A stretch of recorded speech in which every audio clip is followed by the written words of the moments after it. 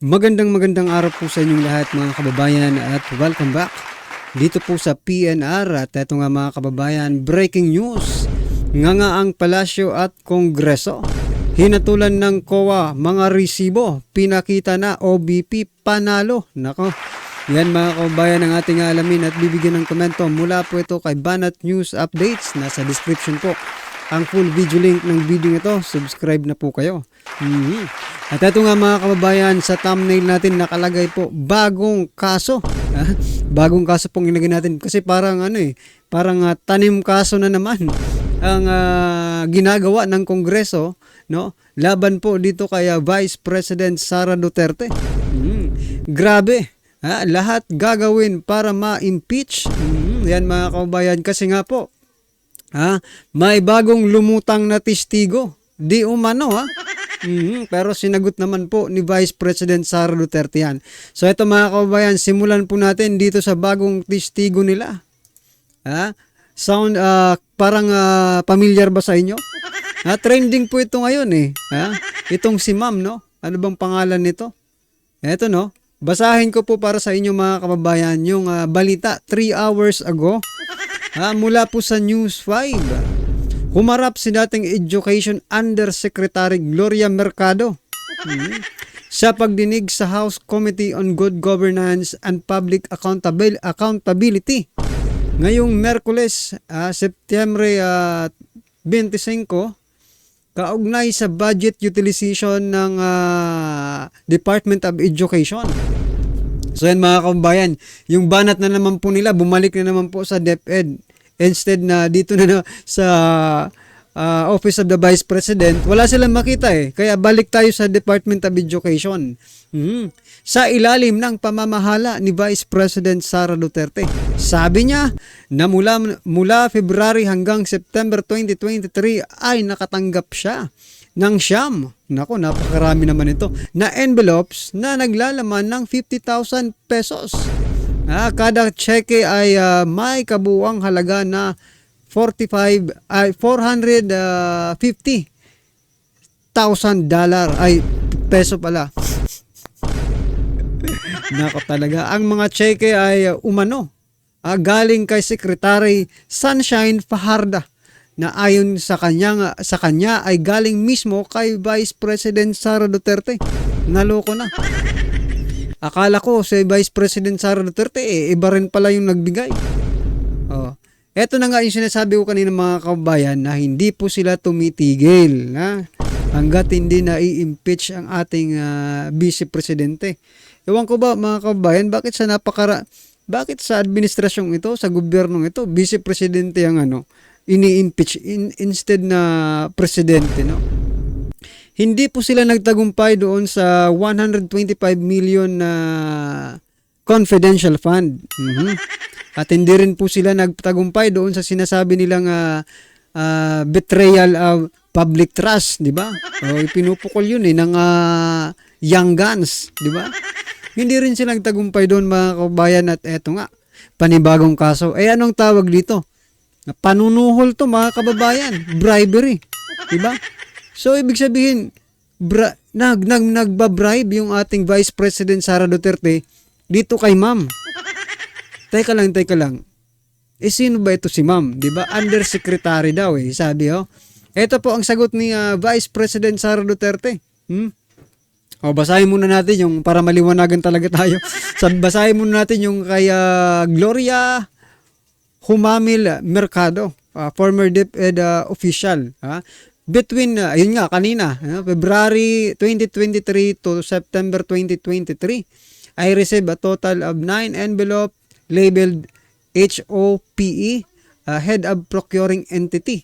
My concurrent position in DepEd during that time.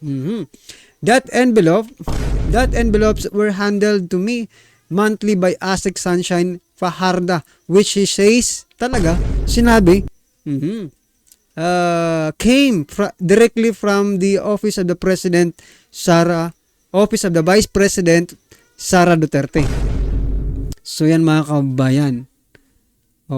Anong masasabi niyo dito? Kasi 'di ba tapos na po itong sa Department of Education, tapos na po yung investigasyon diyan ng COA. Hmm? Ngayon, dahil hindi po siya nagtagumpay, kasi wala namang nakita yung COA na anomalya, no? Sa paggamit ng pondo ng Department of Education, eto, may lumabas mga kababayan na bigla lang, parang kabuti, no? Bigla lang lumabas at nagsalita na sinusuhulan siya. Ano po ang sabi ni Vice President Sara Duterte dyan? Dapat siguro kung mag-akusa siya ng ganyan, dapat may papel siya. Gloria Mercado is a disgruntled former employee of Department of Education. Ano po ba yung sinasabi nating disgruntled, no? Ang ibig sabihin po niyan ay hindi po siya satisfied na employee ng Department of Education. She was let go because of loss of trust and confidence to the office of the secretary. Oo nga mga kaubayan, no? Kaya pala may dahilan itong si Gloria, no, Mercado, na buweltahan itong si Vice President Sara Duterte at I think ito opinion, pure opinion mga kaubayan. Total, nasa democratic country naman tayo. Maybe nagpapagamit lang po ito si Ma'am Gloria Mercado, no? Dahil kung meron ka pong ebidensya, ilabas mo. Mahirap naman kung sabihin mo lang yan, di ba? Na inabot sa... Dito pa nga lang may problema na Kasi hindi po direktang si Vice President Sara Duterte ang sa kanya nagbigay. Anong malay natin kung, for example, totoo for example lang. Pero alam naman natin, kalokohan lang 'to For example lang, may galit itong si Asek Sunshine Fajarda na nagbigay sa kanya, di ba? Para siraan lang din si BP Sara, di ba? Posible 'yun na inibigay lang sa kanya. Walang hindi po direkta kay Vice President Sara Duterte. Questionable din 'yan, di ba? At saka yung pagkakatanggal niya. Diyan sa Department of Education, questionable din kasi baka umaano lang, di ba? Bumobelta lang ito, Ramirez back lang. Ganun po talaga mga kababayan, no? Ang tanda-tanda na nito nagpapagamit po sa Well, anyway, ma'am, no? Nire-respeto po kayo ng sambayan ng Pilipino pero magpakita po kayo ng ebidensya. Papel, no? Na magpapatunay yung talagang involved si Vice President Sara Duterte dyan sa sinasabi mong bribery. Di ba? Kasi panibagong kaso naman ito Grounds for impeachment na naman ito. Anong masasabi nyo dyan mga kababayan? Comment na lang po sa baba, no? Kasi itong Department of Education ay tapos na po ang issue at inaudit na po ng COA, wala pong nakitang anomalya. Eto, pakinggan po natin itong video ito para mas lalo po tayong maniwalagan at bigyan po natin ng reaksyon. Eto na po. Ito ang nakakagulat. Viral at trending ngayon sa mundo ng social media ang di umano'y balitang matapos ang pananahimik, tila binasag na ang katahimikan at katotohanan. Ito ang nakakagulat. Chairperson ng Commission on Audit na pinamumunuan ng chairman nito na si Gamaliel Asis Cordoba, kumanta na at nagsalita na.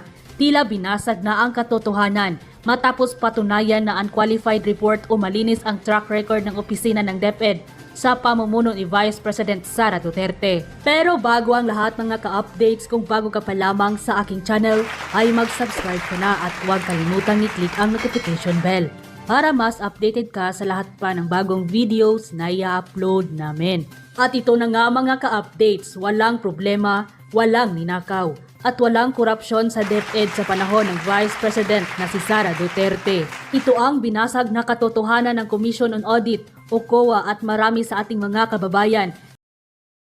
So yun nga po mga kababayan, yan po yung nakikita natin na kumbaga wala naman tayong napala dito sa COA. No, ang tagal nating hinintay yung audit report, wala rin naman pala tayong napala. O sige, ano na to? Last plan na plan Z na tayo. Kasi napakarami na nilang plano, di ba? Dito na tayo sa plan Z. Bribery naman mga kababayan ang sinusubukan nila, ang ipukol. At ikaso dito kay Vice President Sara Duterte. Wala talaga. Sige, gamitin nyo yung buong termino ninyo. Nang makahanap kayo ng butas, nang makasuhan ninyo at ma-impeach ninyo si Vice President Sara Duterte. Well, anyway, nagsalita na si Vice President Sara Duterte, no? Sabi niya po, wala naman akong pananagutan dito sa mga kongresong ito, no? Pero kung itong 32 million na ang magsabi na bumaba ako, bababa ako. Yun po yung parang gusto niyang sabihin, no? Pero English lang yung ano. Pero yun na rin yun, di ba? Sinasabi niya na kung taong bayan na talaga ang magsabi na bumaba siya, bababa po ang ating Vice President. Pero kung ito lang ng mga tonggrista ang magsasabi na, oy, bumaba ka na dyan, nagre-request na kami na bumaba ka, itong young guns, di ba? Bumaba na po kayo, Vice President Sara Duterte, parang awa nyo na. No, sabi ni Vice President Sara Duterte, wala naman akong pananagutan sa inyo, mga inuutak.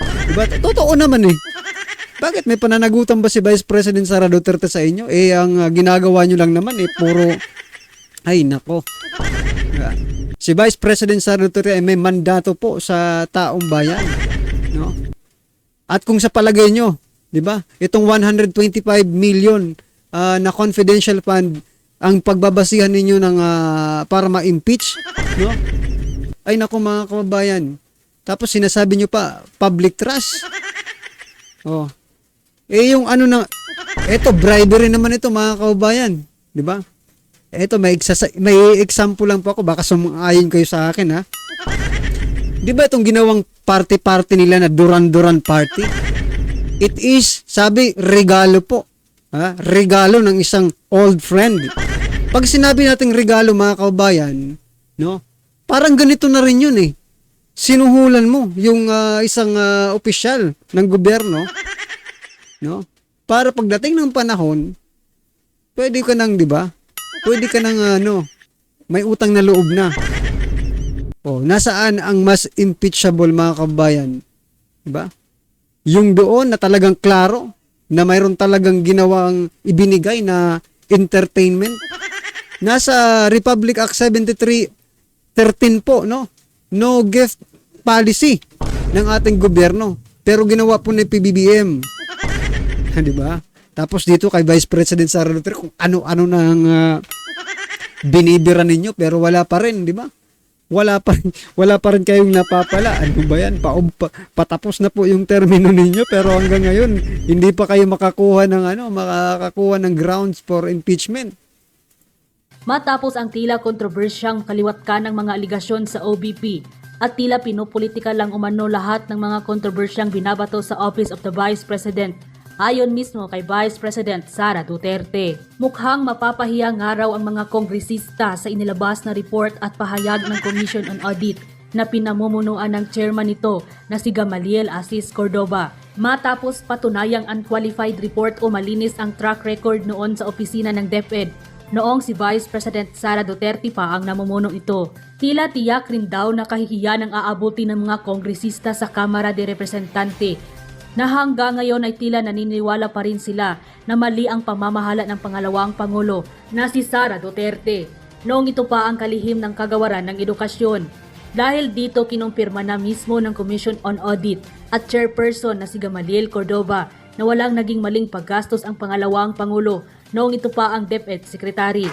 At sa katunayan sa kauna-unahang pagkakataon noong sa 2022, nakuha ng Department of Education ang highest audit ratings mula mismo sa COA dahil nakita nilang maayos ang paggastos ng pera ng taong bayan sa pamamalakad mismo ng pangalawang Pangulo na si Sara Duterte during her time as DepEd Secretary. As per COA, an unmodified opinion, also referred to as unqualified opinion, is issued when the auditor concludes that the financial statements are prepared in all material respect in accordance with the applicable financial reporting framework. Meanwhile, a modified opinion includes qualified adverse and disclaimer of opinion is issued when the auditor concludes that based on the audit evidence obtained, the financial statement as a whole are not free from material misstatement or is unable to obtain sufficient appropriate audit evidence to conclude that the financial statement as a whole are not free from material misstatement. Ang mga COA audit issues po ay normal ito sa bawat ahensya. These are actions items nila. Kung titignan mo ang report na ito, nakakalagay ang observations and recommendations. And this is also being monitored by COA. Every year kung na-actionan na ba ng agency ang problema, Kasi ang mga mambabatas at bias mainstream media, ginawa nila itong pang-aatake kay Vice President Inday in a malicious way. Una, malicious at may islant ang anggulo, ang pagbabalita nila. Dapat tayo wag agad maniwala. We should check ourselves mismo. Sila sa Congress marami rin silang audit issues. May millions and billions in amount din. May balita at pagbubusisi ba sa kanila? Wala. So yan mga kababayan, huwag agad-agad maniniwala. Alam nyo mga kababayan, habang nag-i-scroll ako kanina, no? Ito talaga yung trending na balita ngayon itong about dito sa undersecretary, no? Grabe po yung mga caption, yung mga title po ng mga iba't ibang mainstream media, no? May isa nga na binabasa ko pa, sabi BP Sara showered money to employees, di ba? Parang ganon. Parang pinaulanan ni BP Sara. Parang grabe yung panunuhol talaga sa pamumuno ni Vice President Sara Duterte sa Department of Education. Ang kaso nga mga kababayan, where is your evidence? No? Diyan tayo mag-ano eh. Where is your evidence mga kababayan? Unlike kasi sinabi ni BP Sara, di ba? Dalawa lang ang may hawak ng budget ng Pilipinas, ang speaker at si Saldico. May pinakita siyang papel na wherein nagpapatunay nga sila nga lang dalawa. 'Di ba? Oh. Dito naman sa kay Ma'am Gloria Mercado, puro salita lang po eh. Ha? Nasaan po yung ebidensya ninyo? Nasaan yung 450,000 pesos? Nagastos nyo na ba? Saan nyo ba kinuha? Nasaan na? Yung physical or kung cheque man, nasaan na yung mga cheque na permado, di ba? O ipakita nyo po para malaman ng taong bayan, no? Kasi napaka-unfair naman po kung magsasat kayo dyan, ha? Tapos at the end of the day, no? Wala naman pala. Ibig sabihin, sinisiraan nyo lang naman ang mga Duterte niyan, eh. Oh, anong masasabi nyo dyan mga kababayan? Bago na naman po ang kanilang drama. Bribery. Ha? Bribery versus Vice President Sara Duterte, no? I-comment lang po sa baba ang inyong reaksyon para malaman po ng ating mga kabayan ang inyong opinion patungkol po sa video nito. Don't forget to like, share and don't forget to subscribe, share and subscribe. Subscribe mga kababayan. Subscribe na po kayo. Maraming salamat po.